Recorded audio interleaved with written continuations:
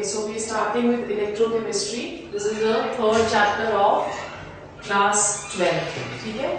It's basically a numerical based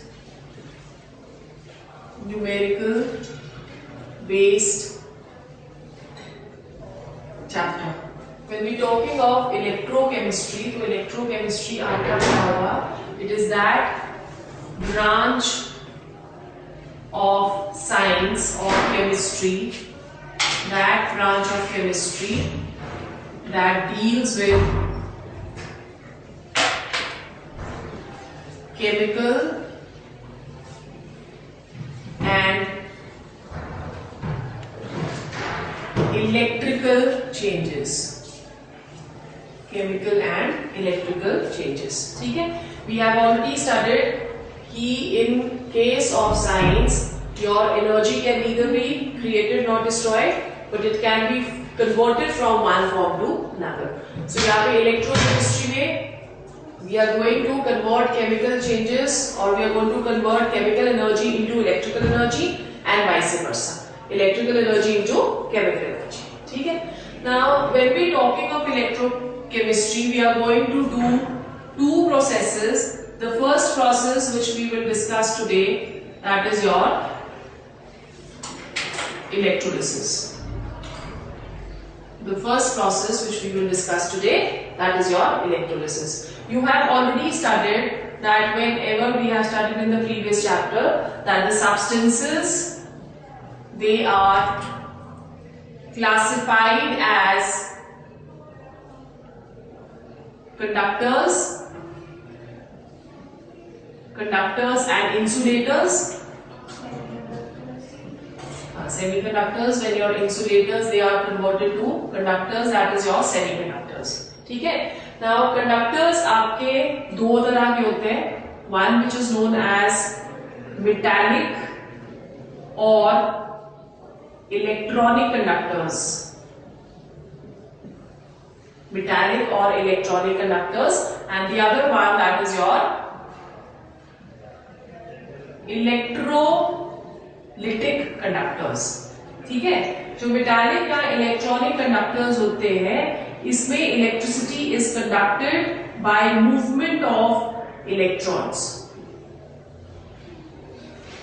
ठीक है? So generally when we talking of metals, all metals may come under this category, that is your metallic or electronic conductors, जहां पे no chemical change that is going to take place when electricity is passing through the metals. No chemical change is going to take place. Whereas when we are talking of electrolytic conductors, they conduct electricity by way of ions. ठीक है? So therefore we say that acids, bases and salts, all these three they come under the electrolytic conductors, right? So ions कब produce होते हैं? Ions कब produce होंगे? When your acids, bases और salts they go in solution forms. जैसे ही हम इनको water के अंदर डिसॉल्व करते हैं, वैसे ही वो अपने आयंस के अंदर डिसोसिएट हो जाते हैं, और जब वो आयंस में डिसोसिएट होंगे, then electricity can be easily passed, right? So electrolytic conductors जो है, they form the basis of process of electrolysis. Therefore electrolysis आपका कौन-कौन से substances show करेंगे? सिर्फ acids, bases and salts. ठीक है? So all these three they are going to undergo the process of electrolysis. ठीक है? Now in this electrolysis, when we are saying, in this case we say that in electrolysis your electrical energy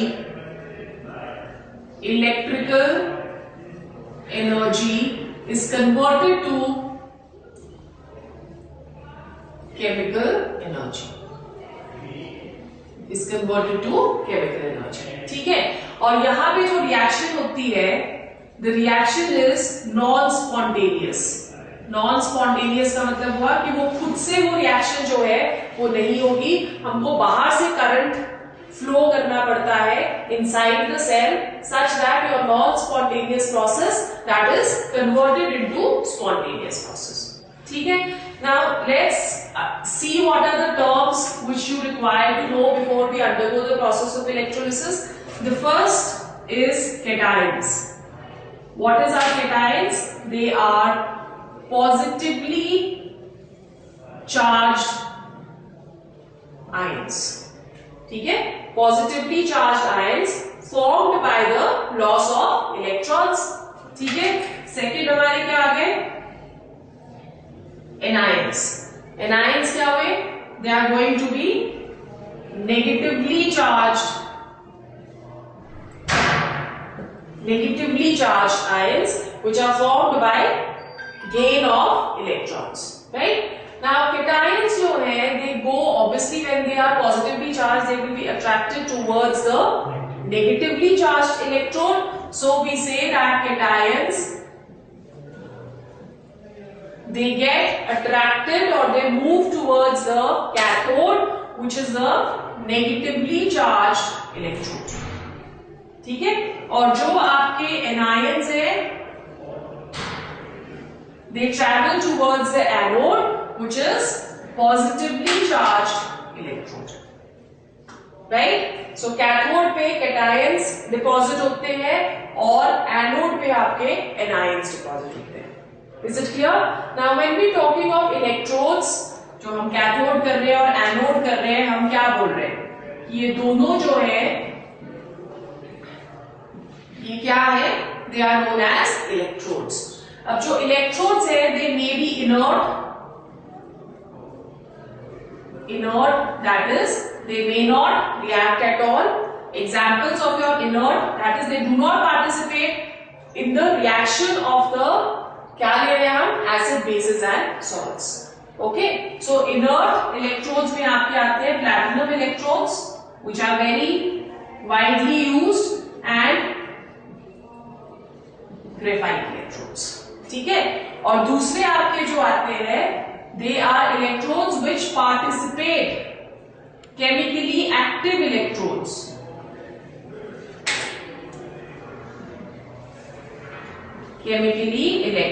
Active electrodes which participate in what? They want to participate in the chemical reaction, and these are generally made of metals like your copper हो गया, silver हो गया. Mostly we use copper. ठीक है? Copper होगा या silver होगा, तो ये participate करेंगे reactions में. We will see all these later. Now when we talking of electrolysis, we say that the process is non-spontaneous. तो जब हम लोग एक इलेक्ट्रोलिटिक सेल देखते हैं, तो ये आपका एक इलेक्ट्रोलिटिक सेल आ गया, which consists of one beaker. ठीक है? इसके पास दो इलेक्ट्रोड्स है, मेटल इलेक्ट्रोड्स और inert electrodes.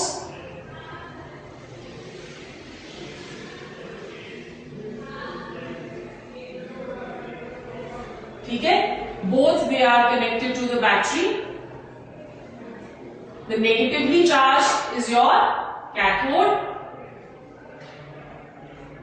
Cathode which is negative, and positively charged is the anode. ठीक है? अब now what is going to happen? The electrons, they will move from the cathode to the anode. ठीक है? हम क्या बोल रहे हैं यहाँ पे कि जो एनोड है आपका, एनोड में हमेशा ऑक्सीडेशन होना चाहिए, which is loss of electrons, और कैथोड में हमेशा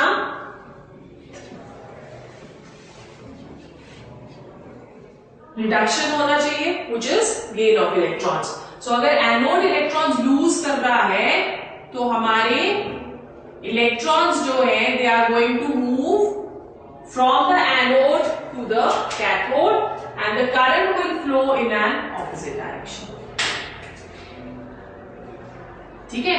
तो आपने जैसी करंट फ्लो करा, इलेक्ट्रॉन्स आपके एनोड से कैथोड की तरफ को ट्रांसफर होने लग जाएंगे, और कैथोड पे हमेशा आपका पॉजिटिवली चार्ज आयन जो है वो डिपॉजिट होगा, और एनोड पे हमेशा आपका नेगेटिवली चार्ज आयन जो है वो डिपॉजिट होगा. ठीक है, is it clear?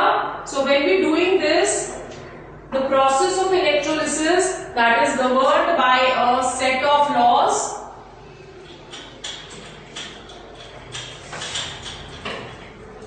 which is very very important, because we generally tend to get one question from this section in your competitions. It is governed by a set of laws which are known as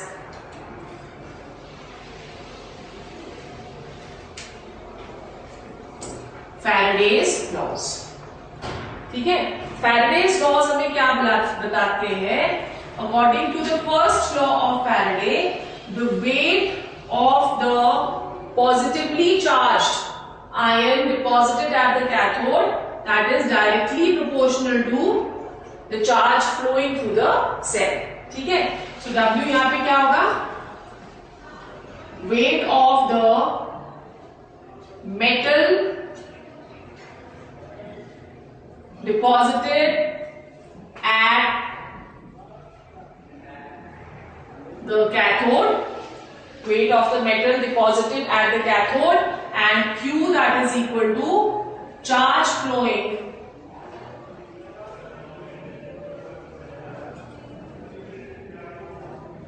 through the cell.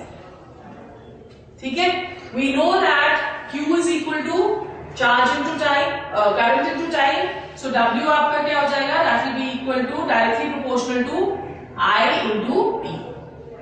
ठीक है, where I is the current and T is the time, right?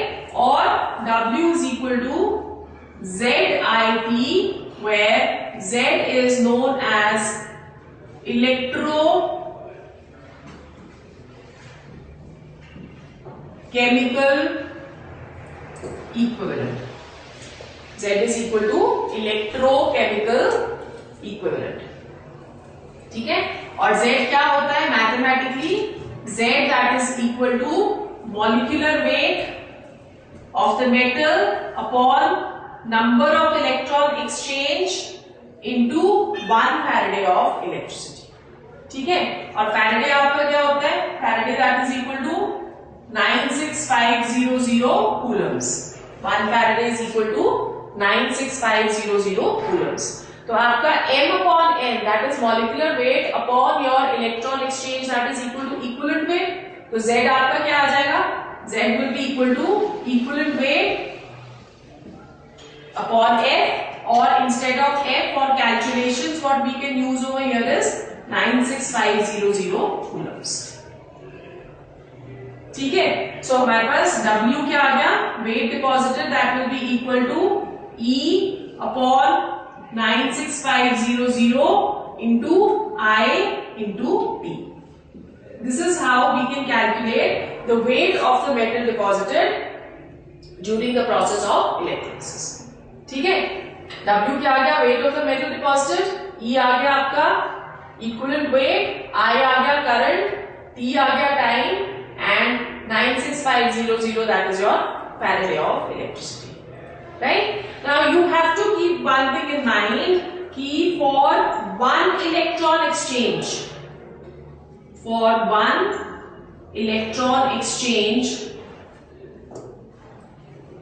the amount of electricity required that is equal to 1 Faraday. ठीक है, and we have already mentioned that 1 Faraday that is equal to what? 96500 coulombs. So अगर 1 electron exchange हो रहा है तो उसके लिए हमको कितनी इलेक्ट्रिसिटी चाहिए? 96500 कूलम. ठीक है, जैसे for example we are talking of Ag. Ag positive एक इलेक्ट्रॉन गेन करके Ag बनाता है. ठीक है, सो हमको Ag डिपॉजिट करने के लिए कितनी एक्सचेंज ऑफ इलेक्ट्रॉन रिक्वायर्ड है? 1 इलेक्ट्रॉन एक्सचेंज. तो हमारे को करंट कितना रिक्वायर्ड रहेगा या चार्ज कितना रिक्वायर्ड रहेगा? That will be equal to 96500 coulombs. ठीक है, सो उसी तरह से अगर 2 इलेक्ट्रॉन एक्सचेंज आपके आ जाते हैं, 2 इलेक्ट्रॉन एक्सचेंज, तो 2 इलेक्ट्रॉन एक्सचेंज के लिए कितने? 2 फैराडे ऑफ इलेक्ट्रिसिटी. ठीक है, so that is going to be equal to 2 into 96500 coulombs. ठीक है, जैसे आपका कॉपर होता है, Cu2 positive will gain 2 electrons to give us Cu. तो इसके लिए हमें चार्ज कितना चाहिए? 2 into 96500 coulombs. For n electron exchange, in general अगर हम लोग लिखे for n electron exchange, the amount of charge required will be Nf. ठीक है, 1 Faraday that is equal to 96500.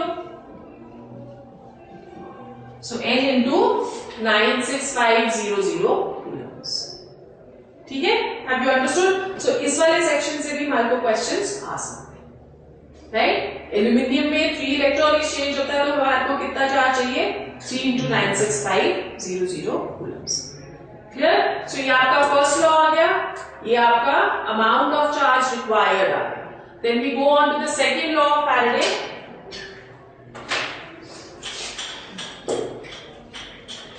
Second law of Faraday is a comparative study between two different cations and its equivalent weight. ठीक है? So your second law क्या बोलता है कि weight of metal 1 deposited. In this we connect cells in series to form a battery. ठीक है? So weight of metal 1 deposited upon weight of metal 2 deposited, that is equal to equivalent weight of first metal upon equivalent weight of second metal. Equivalent weight of first metal upon equivalent weight of second metal. Now if we know the weight of the second metal deposited, ठीक है, तो हमें equivalent weight दोनों के पता है, तो हम लोग weight of the first metal deposited can be calculated. ठीक है, जैसे for example आपके पास Ag पॉजिटिव है, right? So wait of Ag आपको कैलकुलेट करना है. आपको वेट ऑफ हाइड्रोजन दिया हुआ है, कितना डिपॉजिट हो रहा है, तो उसको हम लोग किस तरह से वेट ऑफ Ag कैसे कैलकुलेट करेंगे? That will be equal to weight of Ag upon weight of hydrogen which is given to us is equal to equivalent weight of Ag. Equivalent weight of Ag that is equal to 108. कैसे पता चला हमें?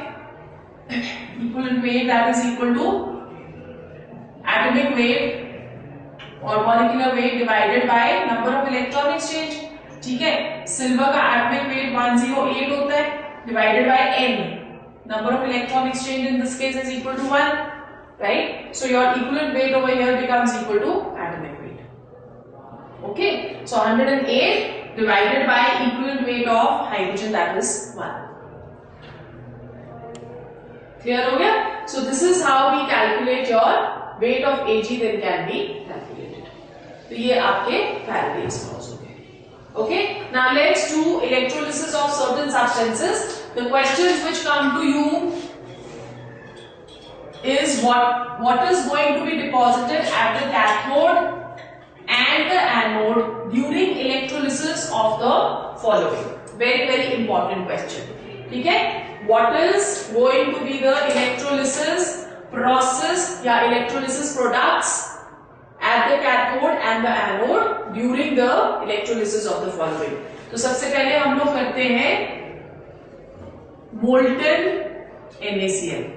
Remember one thing, that any salt when we talking of will not conduct electricity in the solid state. It will either conduct electricity in the molten state or in the aqueous state. ठीक है? सो molten state में जब हम लोग NaCl कर रहे हैं तो सिर्फ NaCl ही उसमें प्रेजेंट है, राइट? तो NaCl आपका जैसे ही हम करंट पास करेंगे NaCl डिसोसिएट हो जाएगा into Na positive and Cl negative. इसमें हमें करंट डालना पड़ेगा कुछ भी नहीं. जब लोग मोल्टन NaCl ले लिया हमने इसके अंदर बीकर के अंदर, ठीक है, हमने ग्रेफाइट के इलेक्ट्रोड्स ले लिए इधर और हमने करंट पास करना शुरू कर दिया.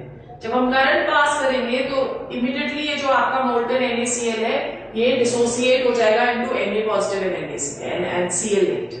ठीक है, अब दोनों की reactions reaction at the cathode आपकी क्या होगी, एज वी जस्ट सेड कि कैथोड पे हमेशा रिडक्शन रिएक्शन होती है। सो आपका जो कैटायन है वो कैथोड की तरफ को ट्रांसफर होगा, ठीक है। So Na positive plus 1 electron, reduction is gain of electrons, so ये आपको क्या दे देगा, Na, okay. And at cathode at anode, the negatively charged electrode that is going to transfer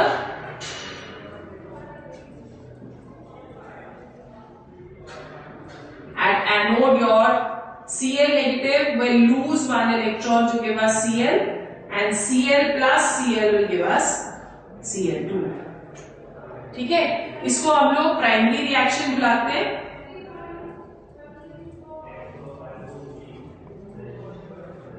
और इसको हम लोग सेकेंडरी रिएक्शन बुलाते हैं।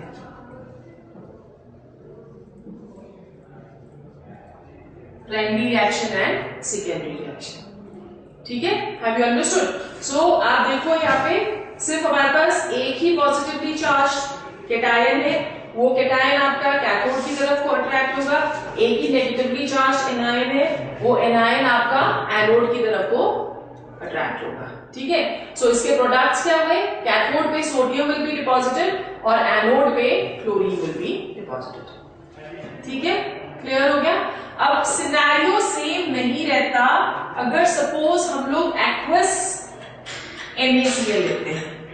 एक्वस NaCl का मतलब क्या हुआ कि हम लोग अब NaCl को वाटर में डिसॉल्व कर रहे हैं, ओके। सो जब हम लोग एक्वस NaCl की इलेक्ट्रोलिसिस करते हैं तो आपके जो प्रोडक्ट्स है that is going to be different. Pure एकदम स्टेट में था, इसमें कोई कुछ भी एडिट नहीं था। इसको अब हमने सॉल्ट को वाटर के अंदर डिसॉल्व कर लिया है, ठीक है। अब जब वाटर के अंदर हम डिसॉल्व करेंगे तो हमारा NaCl तो डिसोसिएट होगा in a similar manner, Na positive plus Cl negative, but at the same time जो आपका वाटर है वो भी डिसोसिएट होता है, H positive plus OH negative, ठीक है। अब यहाँ रिएक्शंस में देखो आपके पास दो कैटायंस है और आपके पास दो एनायंस है, तो इन दोनों कैटायंस के बीच में रेस होगी, ठीक है। हाँ, इन दोनों कैटायंस के पास रेस होगी कैथोड के पास जाने के लिए। सिमिलरली इन दोनों के पास रेस होगी एनोड की तरफ जाने के लिए, ठीक है। अब जिसको कम एनर्जी चाहिए वो फास्टर मूव करेगा, है ना। जिसको कम एनर्जी चाहिए या जिसके पास ऑलरेडी ज्यादा एनर्जी है तो वो फास्टर मूव करेगा, तो वो जल्दी पहुंच जाएगा कैथोड की तरफ, और जिसको ज्यादा एनर्जी चाहिए वो लेट पहुंचेगा, ठीक है। सो यहाँ पे आपकी deposition at the cathode and the anode that will depend upon electrode potentials.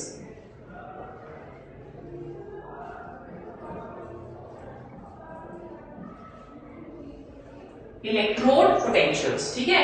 अभी सिर्फ मोटा मोटा करो, this we have to do in detail. Electrode potentials में यहां पे हमारे पास क्या रूल है कि which has higher electrode potential, which has higher electrode potential moves towards cathode। जिसका इलेक्ट्रोड पोटेंशियल ज्यादा होगा वो कैथोड की तरफ को जल्दी ट्रैवल करेगा, right? Okay, now when we talking of sodium and hydrogen, Na positive plus 1 electron to give us Na, ठीक है। इसका जो इलेक्ट्रोड पोटेंशियल होता है वो नेगेटिव में होता है, -2.81 नेगेटिव में होता है इसका। पर जब हम लोग H पॉजिटिव करते हैं टू गिव अस हाइड्रोजन तो इसका जो इलेक्ट्रोड पोटेंशियल होता है वो 0 होता है। ये कैसे निकालते हैं? ये हम लोग इलेक्ट्रोकेमिकल सीरीज करेंगे ना, फिर तब मैं उसको समझाऊंगी तुम्हें, ठीक है। अब इन दोनों में किसका इलेक्ट्रोड पोटेंशियल ज्यादा है? हाइड्रोजन का। हाइड्रोजन का इलेक्ट्रोड पोटेंशियल ज्यादा है, इसलिए हाइड्रोजन जो है वो जल्दी ट्रैवल करेगा टुवर्ड्स कैथोड। तो अब कैथोड में आपका सोडियम डिपॉजिट नहीं होता है, आपका हाइड्रोजन डिपॉजिट होता है।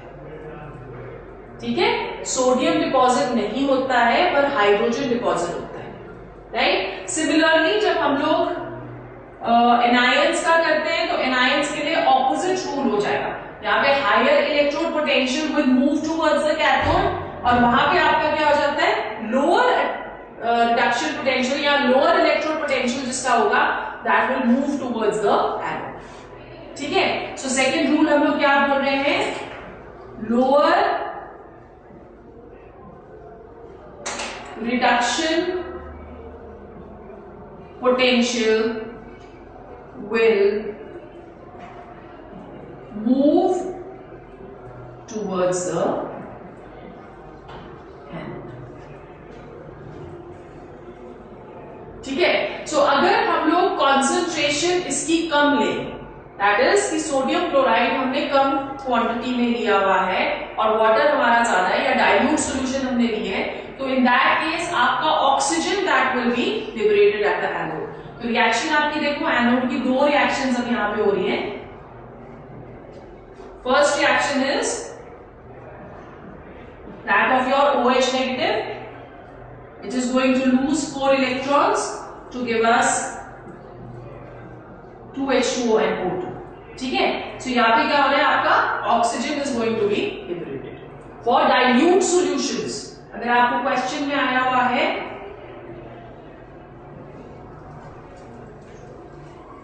फॉर डाइल्यूट सॉल्यूशंस, तो डाइल्यूट सॉल्यूशंस के लिए आपका oxygen will be deposited at the anode. ठीक है, पर अगर आपका कॉन्सेंट्रेटेड सॉल्यूशन आया है तो आपकी ये दूसरी वाली रिएक्शन होती है, 2Cl negative minus 2 electrons to give us Cl2। So chlorine will be liberated at the anode for concentrated solutions. ठीक है, तो अगर आपको क्वेश्चन में डाइल्यूट सॉल्यूशन मेंशन करा है तो ऑक्सीजन विल बी लिबरेटेड, और अगर कॉन्सेंट्रेटेड सॉल्यूशन मेंशन करा है तो क्लोरीन विल बी लिबरेटेड। अगर कुछ भी मेंशन नहीं करा है, ना उन्होंने मेंशन करा है डाइल्यूट, ना उन्होंने मेंशन करा है कॉन्सेंट्रेटेड, तो it is understood that your solution is concentrated, तो आपका क्लोरीन जो है वो डिपॉजिट होगा। ठीक है, क्लियर हो गया। तो this you have to be very very particular जब आप क्वेश्चन पढ़ रहे हो। डाइल्यूट सॉल्यूशंस के लिए ये, कॉन्सेंट्रेटेड सॉल्यूशंस के लिए ये। Clear, okay. In a similar manner एक और चीज आपने याद रखनी है कि ये जो हम लोग Na और हाइड्रोजन वाला कर रहे हैं, इन दोनों के उसमें क्या होगा, ये हम लोग बोल रहे हैं कि हाइड्रोजन यहाँ पे डिपॉजिट होता है। हाइड्रोजन आपका तभी डिपॉजिट होगा अगर आप प्लैटिनम और ग्रेफाइट के इलेक्ट्रोड्स दे जो इनर्ट है। हाँ, जो इनर्ट है। अगर आप प्लैटिनम और ग्रेफाइट के इलेक्ट्रोड्स दे रहे हो तो हाइड्रोजन डिपॉजिट होता है। पर अगर आप मर्करी का इलेक्ट्रोड लोगे, अगर आप मर्करी का इलेक्ट्रोड लोगे तब आपका सोडियम डिपॉजिट होगा। ठीक है, सो मर्करी के इलेक्ट्रोड के लिए क्या डिपॉजिट हो रहा है, सोडियम, और प्लैटिनम और ग्रेफाइट के लिए आपका क्या डिपॉजिट हो रहा है, हाइड्रोजन। ठीक है, is it clear, any problem clear, okay. So in a similar manner अब हम लोग क्या कर सकते हैं,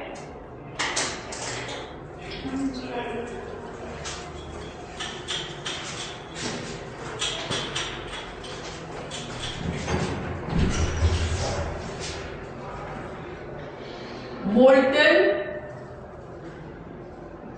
PbBr2, मोल्टन PbBr2, ये सिमिलर होगा टू योर NaCl क्योंकि इसमें कुछ भी और नहीं है, सिर्फ लेड है और ब्रोमीन है।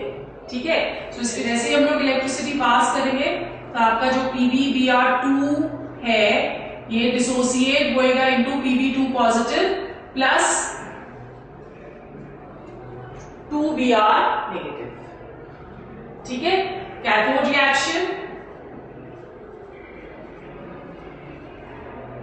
at cathode Pb2 positive reduction will take place, 2 electrons to give us Pb, ठीक है, and at anode bromine will lose 2 electrons, oxidation होगी टू गिव अस ब्रोमीन. ठीक है. So lead that is deposited at the cathode and bromine that is going to be liberated at the anode. ठीक है. Have you understood? Okay. फिर एक important और जो है आपका, अच्छा एक चीज इस पे आपने और याद रखनी है कि कई बार ये आपको क्वेश्चन आता है कि सॉल्यूशन में आपके पास क्या बच गया, क्योंकि जब आपने NaCl और H2O को मिक्स करा है तो सॉल्यूशन बन गई है ना.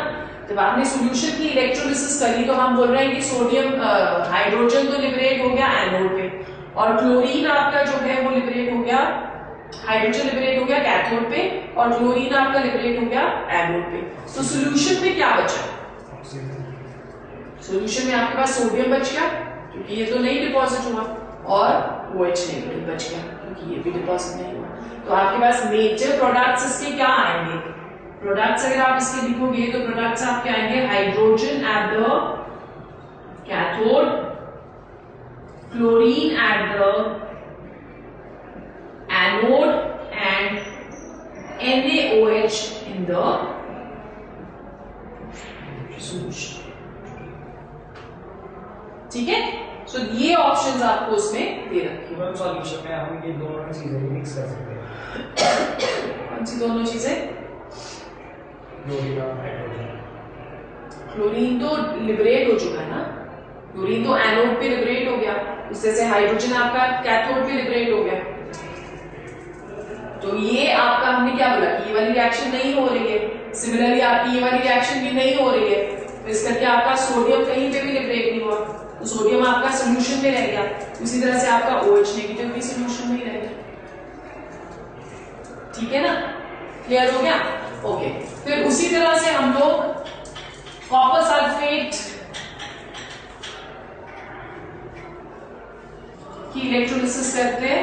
कॉपर सल्फेट की इलेक्ट्रोलिसिस हम दो तरह से कर सकते हैं, एक बाय यूजिंग इनर्ट इलेक्ट्रोड्स और दूसरा बाय यूजिंग कॉपर इलेक्ट्रोड्स. ठीक है. सो कॉपर इलेक्ट्रोड्स क्या करेंगे? They are going to participate in the reaction. Okay. So हम पहले इनर्ट इलेक्ट्रोड्स करते हैं. We are doing aqueous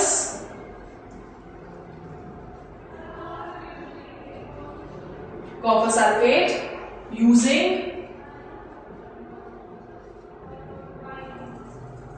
inert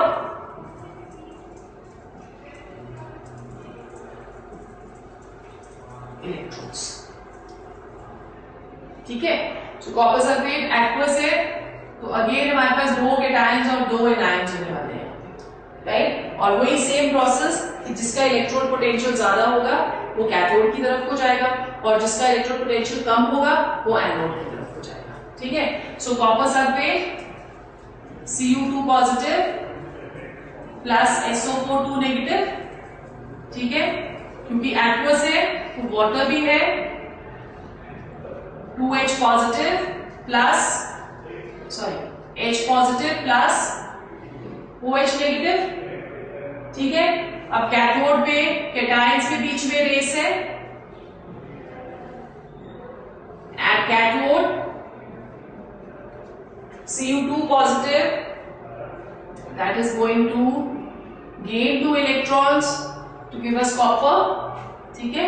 जो इसकी E0 वैल्यू है that is 0.34 volts.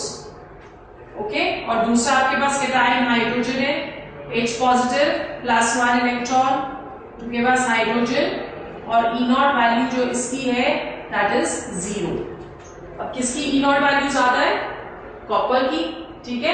सो यहाँ पे कैथोड पे आपका कॉपर डिपॉजिट होगा, hydrogen will not be deposited. ठीक है. एनोड पे सल्फेट का इलेक्ट्रोड पोटेंशियल जो है वो ज्यादा होता है और OH का इलेक्ट्रोड पोटेंशियल कम होता है. तो सल्फेट वाली रिएक्शन नहीं होगी, सिर्फ आपकी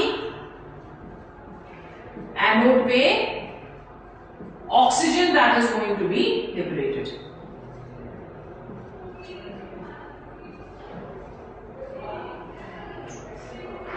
ठीक है. तो यहाँ पे हम क्या कह रहे हैं? When we are doing electrolysis of aqueous copper sulfate using inert electrodes cathode your copper is deposited, at anode your oxygen that is going to be liberated. ठीक है, अब यही रिएक्शन जो है या यही इलेक्ट्रोलिसिस का प्रोसेस हम लोग करते हैं for what? Copper sulfate using copper electrodes. Okay, aqueous copper sulfate using copper electrodes. ठीक है, ये दोनों रिएक्शंस हमारी सेम रहेंगी यहाँ पे. सो कॉपर सल्फेट जो है वो डिसोसिएट होगा into Cu2 positive plus SO4 negative. ठीक है, और वाटर जो है that is going to give us H positive and OH negative. Cathode की रिएक्शन भी सेम रहेगी. At cathode Cu2 positive plus 2 electrons to give us Cu. Copper will be deposited. Anode पे इसकी रिवर्स रिएक्शन होती है क्योंकि आपका electrode जो है, एनोड जो है, ये कॉपर का बना हुआ है. तो ये वाला जो कॉपर का इलेक्ट्रोड होता है that is going to lose electrons to give Cu2 positive. So you can see over here कि यहाँ पे आपका जो कॉपर मेटल है that is also participating in the electrolytic reaction. ठीक है, हैव यू अंडरस्टूड? सो जब आप aqueous copper sulphate using inert electrodes ले रहे हो तो कैथोड पे आपका कॉपर डिपॉजिट हो रहा है और एनोड पे आपका ऑक्सीजन लिबरेट हो रहा है. ठीक है, जब हम लोग aqueous copper sulphate using copper electrodes लेते हैं तो कैथोड पे आपका कॉपर डिपॉजिट हो रहा है और एनोड पे आपका Cu2 पॉजिटिव. ठीक है, सो इसकी वजह से जो कॉन्सेंट्रेशन है that increases in your electrolytic cell. किसकी कॉन्सेंट्रेशन इंक्रीज होगी? Cu2 पॉजिटिव की. Okay, so this is your electrolysis process और इस तरह से आपके क्वेश्चन जो है वो इसमें आएंगे.